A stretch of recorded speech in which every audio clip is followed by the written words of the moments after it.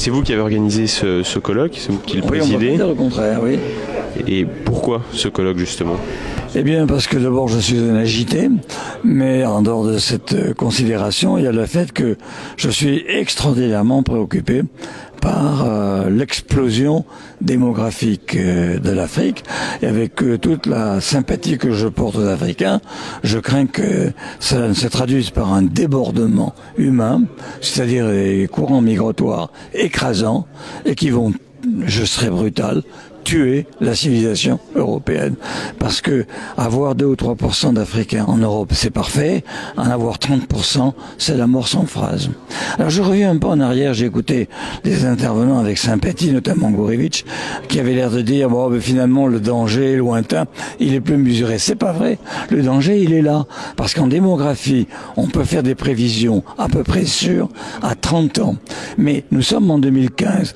30 plus 2015, c'est 2045.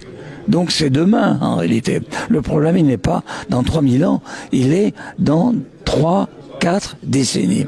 Et c'est la raison pour laquelle il faut réagir maintenant. D'ailleurs, ce que je propose, ce n'est pas de larguer des bombes atomiques sur l'Afrique. Ce que je propose, c'est un plan Marshall massif pour le développement de l'Afrique, un plan conditionnel, mais quand même qui soit contrôlé, comme d'ailleurs le fait le Fonds monétaire international, et deuxièmement, un programme massif visant à la libération de la femme africaine. La condition féminine en Afrique, qu'on le veuille ou non, est abominable. Elle l'est encore abominable. Or, c'est la femme africaine qui détient la clé de l'avenir du continent. Est-ce que c'est pas donner une réponse occidentale à un problème africain et justement rentrer dans les mêmes erreurs qu'il y a pu avoir pendant la colonisation? Vous avez tout à fait raison, c'est une réponse occidentale parce qu'il n'y en a pas d'autre.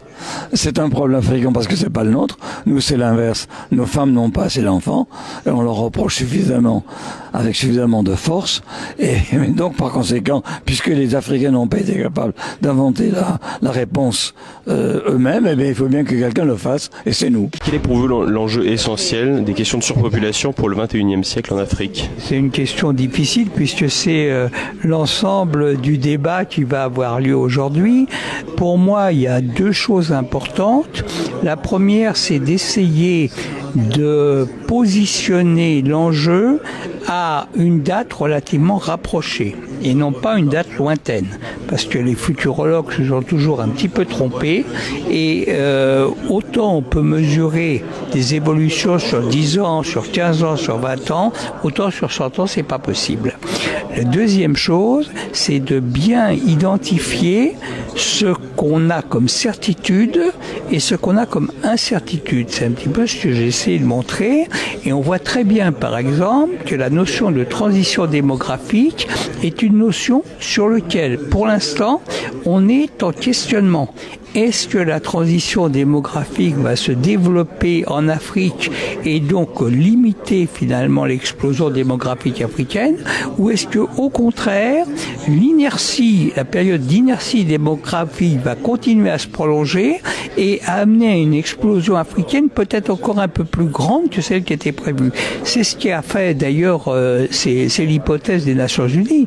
Dans la première hypothèse des Nations Unies, la population mondiale était moins importante que dans la deuxième hypothèse et la population africaine était moins importante que la deuxième hypothèse. Donc vous voyez bien que l'idée comme quoi il y aurait une explosion démographique linéaire est une idée qui ne tient pas la route. Il y aura probablement une série de sauts. Maintenant, quelle sera la force de ces sauts? On ne peut pas le savoir. Tandis que l'Afrique est traumatisée par ce qu'elle est passée en l'espace d'un siècle, d'un monde de basse pression démographique à un monde de surpression démographique. En plus de poser des problèmes économiques, des problèmes environnementaux et autres, cette surpopulation pose des problèmes d'ordre philosophique et culturel. Donc par conséquent, puisque les Africains n'ont pas été capables d'inventer la réponse eux-mêmes, eh bien, il faut bien que quelqu'un le fasse, et c'est nous. Bravo, c'est accordé. Les maîtres et propriétaires de la terre ont parlé. Ils ont décidé. Et c'est fait, ça sera fait. Ils disent que les Africains n'arrivent pas à avoir des solutions. Et eux, ils vont trouver des solutions pour les Africains. Ils se sont décidés à trouver des solutions. Et les solutions sont sur la table. Je les applaudis une fois de plus. Et c'est avec tristesse, en plein 21e siècle, entendre des conneries comme ça, parce que ça sont des conneries. Pendant que ce peuple-là, ce peuple africain, ce peuple noir, était affaibli, ce peuple manquait des possibilités, des moyens de défense totale, ils n'ont pas pu exterminer, finir, épurer ce peuple-là. C'est maintenant que ce peuple devient éveillé, c'est maintenant que cette population-là se lève avec l'apport de Yah qu'ils vont exterminer ce peuple. Je doute fort. Je doute fort. Et j'insiste, tant que Yah sera vivant, tant que Yah sera au-dessus de l'existence des humains, ce peuple noir-là ne va pas disparaître. Lui-même a dit ceci. À cause de son nom, il a laissé un reste. Sinon, il allait déjà ordonner la destruction de ce peuple-là. Les enfants de Jacob se sont levés en plein 21e siècle. Toute arme forgée contre ce peuple est nulle et sans effet. J'insiste bien, en plein 21e siècle, toute arme forgée contre le peuple noir, le peuple africain, le peuple des îles, ces enfants de Jacob, cette arme est nulle et sans effet. On peut jeter la bombe atomique au-dessus de l'Afrique, c'est nul et sans effet. J'insiste bien.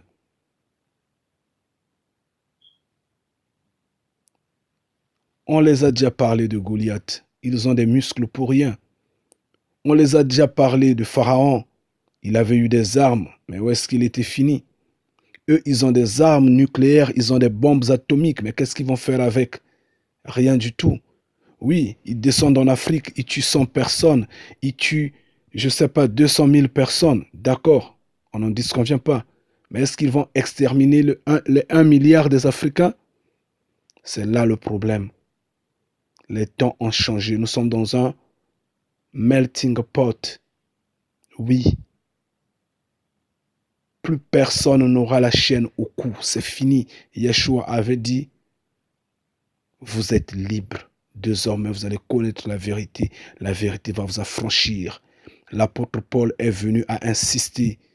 Vous ne serez plus jamais esclaves étant donné que vous aviez été affranchis.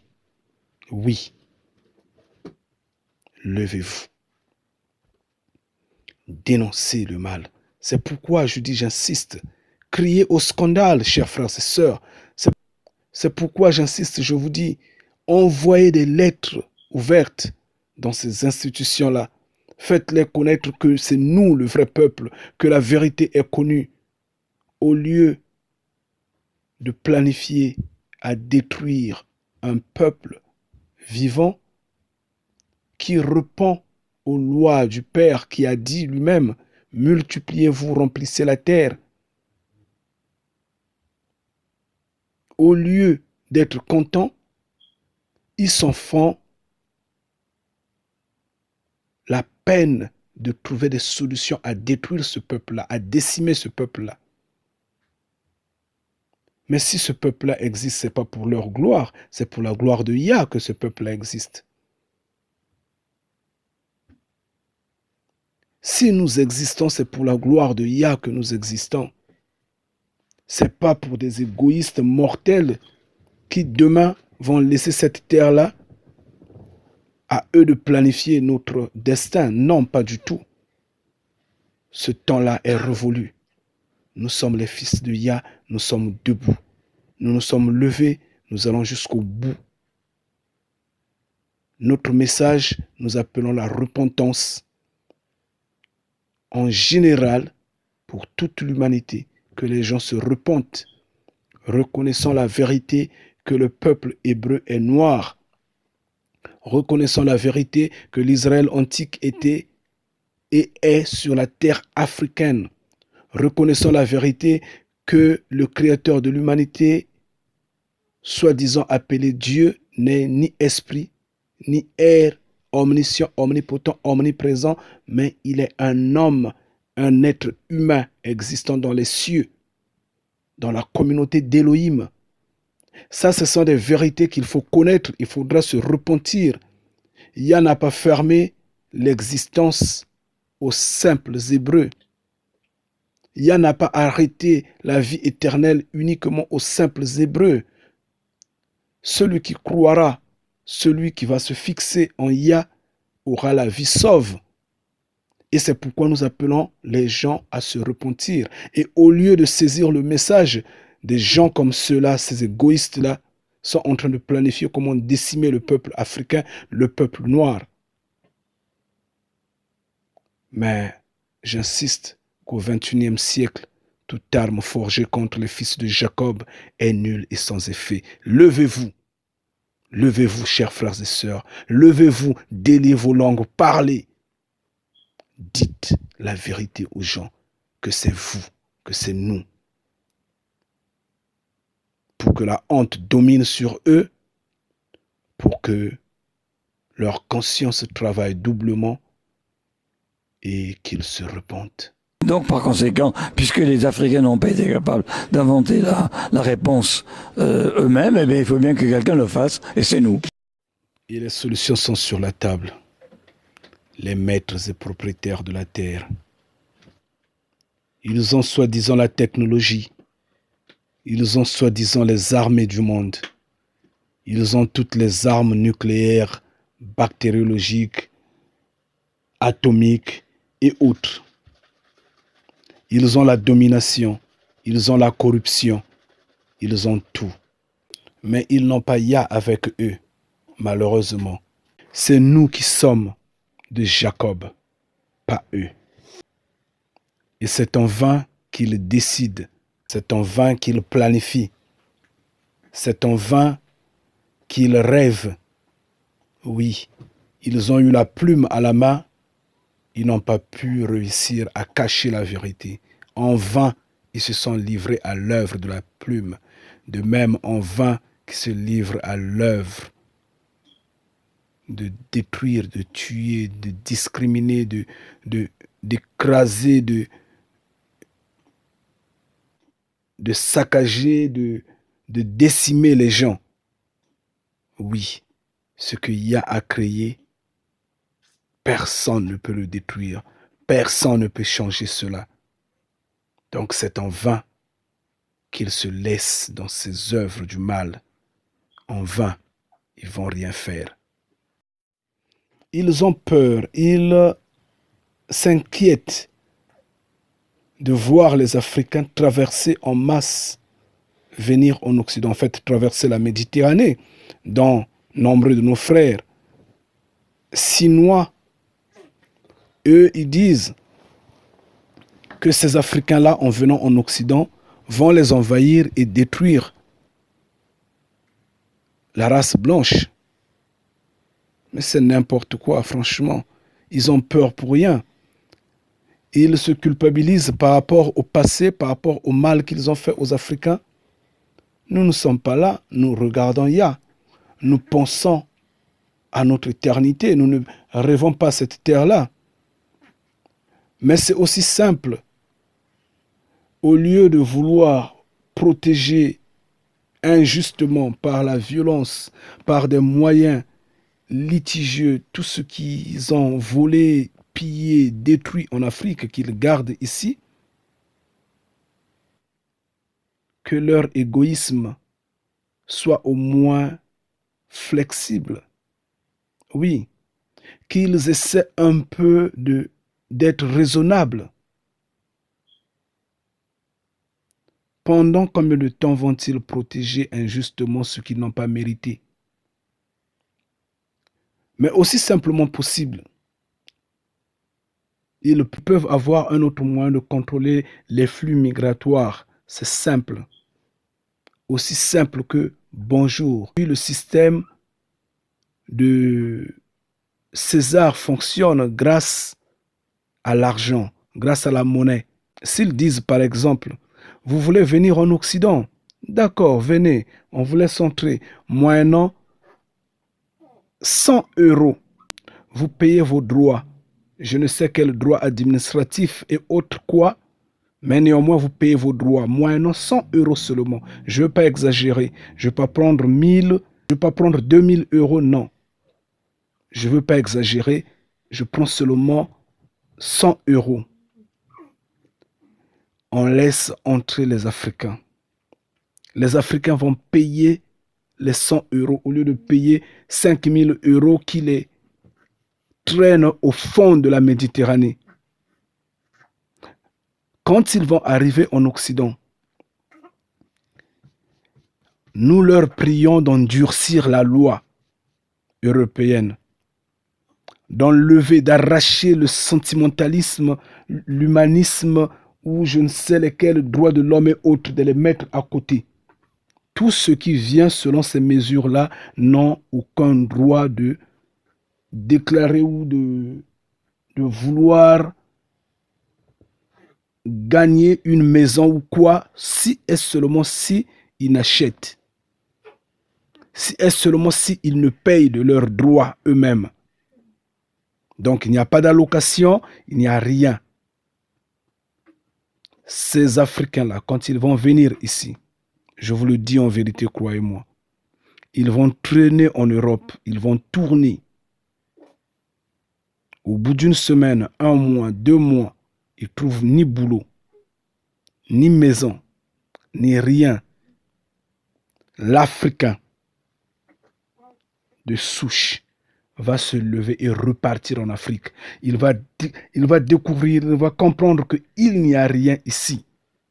Donc, à force de fermer les frontières, de démontrer, de vouloir persuader les gens qu'il fait beau ici, que ici c'est le paradis, il y a le diamant, il y a l'or ici, les Africains viennent en masse et meurent dans la Méditerranée. Mais si cela vous arrange, puisque vous voulez bien que la population africaine soit totalement réduite, exterminée, pourquoi faire semblant de se plaindre? C'est bien qu'ils meurent dans la Méditerranée. Donc ça ne sert à rien de faire semblant d'être triste, si cela les enchante. Les temps ont changé. Tout ce que les hommes ont posé comme acte selon leur égoïsme, la nature finit par les démontrer que ça n'a aucun sens, qu'il faudra repartir à l'origine, à la croisée des chemins. Et donc, honte à eux, ils sont en train de planifier quelque chose qui ne va pas aboutir, qui n'aura pas d'effet. Ils vont tout faire, c'est vrai qu'ils ont la technologie, qu'ils ont les hommes, qu'ils ont les armes, qu'ils ont tout, mais ils ne vont rien faire. Rien. Ya est debout avec nous, Ya est debout avec ses enfants, et c'en est fini maintenant. C'en est fini le règne de Babylone. C'en est fini le règne de César. C'en est fini. Fini. Donc, par conséquent, puisque les Africains n'ont pas été capables d'inventer la réponse eux-mêmes, eh bien, il faut bien que quelqu'un le fasse, et c'est nous. Je dis bien, c'est en vain qu'ils décident. En vain, car c'est Ya qui décide, c'est pas eux. Le dernier mot revient au Créateur vivant, pas à eux. Nous leur lançons un défi, ils ne vont rien faire. Et que Ya vous protège, que Ya veille sur vous. Restez bénis. Ingeta.